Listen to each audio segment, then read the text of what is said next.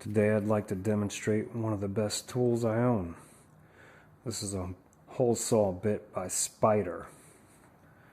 Let me show you what it can do.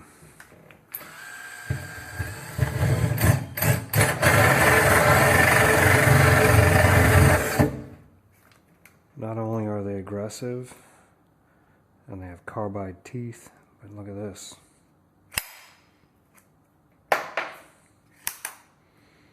And you can just switch out hole saws just like that. You can get the whole set or buy them individually. I've got a link in the description.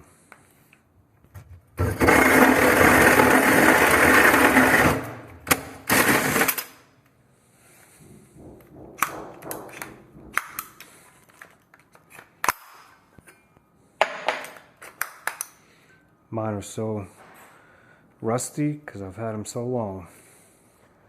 This is lunch. It's called a chicken salad taco.